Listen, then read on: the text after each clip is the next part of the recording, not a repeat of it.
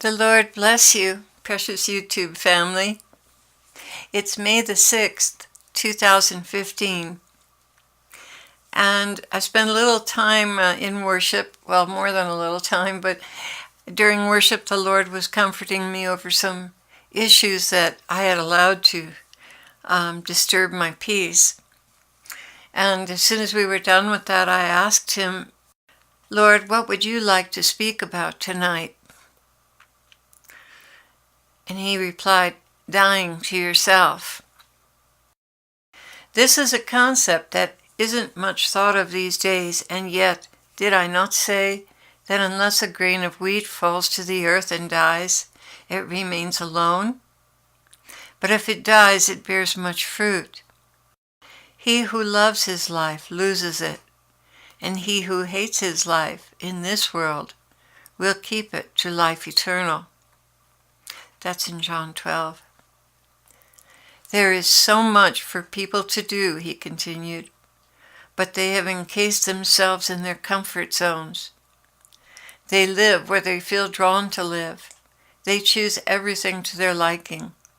And this is why so many are lost and lonely, lukewarm, walking down a road with no real destination other than the status quo, living for the pleasures of the flesh.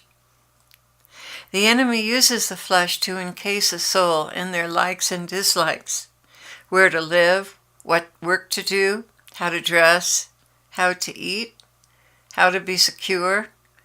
But I say you must live like the sparrows to be free. Live for the Spirit and follow my will for your life. You have only to look around you and see the frustration and unhappiness of those who live to the comfort of their bodies. Something is dead inside. The spark of life is gone, buried under layer after layer after layer of likes and dislikes, according to the flesh. Life is an adventure, full of new experiences when one lives it. For me, gee, Lord, it sounds like you're getting ready to move us. No, not yet. You know the move I have in mind for you. Yes, and I know the struggles I have day after day, and again, especially today, over that very event. Yes, you are living for me, Claire. You did not choose where you live. I did, and you obeyed. You've been offered other alternatives, but each time you've chosen what I wanted. This is why you're alive inside. Had you lived for yourself, well, you don't want to know. Nursing home? Perhaps, but most definitely you would feel lost. My children, when you live to yourself, you frustrate my plan for your life. You limit what I wanted to do with you. The place you live in is extremely important to my agenda for your life. You have no way at all of knowing what a certain move will bring. You only look at the shallow externals, the climate, the job opportunities, your relatives, the culture and the appearance of the place. But I look at it to see if it's fit for you spiritually. Is it the place you need to be in to grow, to reach out to others, to have opportunities to grow spiritually, to touch lives, a place that truly fits my plans for your life? Lord, I know I'm always shocked when people say they're going to live somewhere because they like the climate. I used to do that and I was so lost, but somehow you brought good out of it. Yes, and I can use every circumstance as an opportunity to grow, but I prefer to put you where I know you will mature and advance the quickest. For this to happen, I need you to be detached from your own likes and dislikes. I wanted to share with you all that when we went on our tour bus, I remember with our 4 children, the Lord had us in Iowa in the dead winter, the absolute dead of winter. 15 below out in the middle of Iowa. And then when he moved us on, it was Florida in the worst heat of the summer. Ugh, you surely put our flesh to the test. And this is what I need of my vessels unto honor, flexibility, and a willingness to go where I lead, when I lead.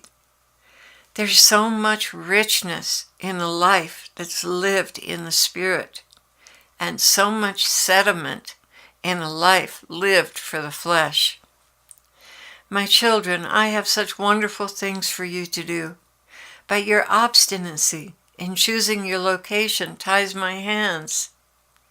There are connections waiting to be made, a broadening of your horizons, a deepening of your understanding, if only you would come under the yoke of obedience. There's no reason why a person has to be tied to a house, a piece of land, a city, a country. The world is an exciting place with many opportunities for those who are willing to live for the Spirit alone and go where I send them. Lord, I know I failed you out of fear of the new and different. I still to this day regret not going to youth with a mission in Holland. Yes, but it came around again, didn't it? I did work around with your life, and you are where I want you at present. But so many derail the plans I have for their lives by holding on to the past and what is familiar and comfortable.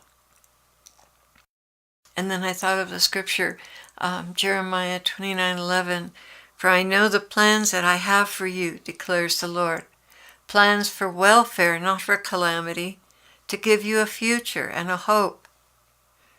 But will you trust me?" he added. "Will you acknowledge that I am God and there is none other? That my plans are far superior to your plans? Will you acknowledge that nothing is impossible for me and that you can trust me with your life?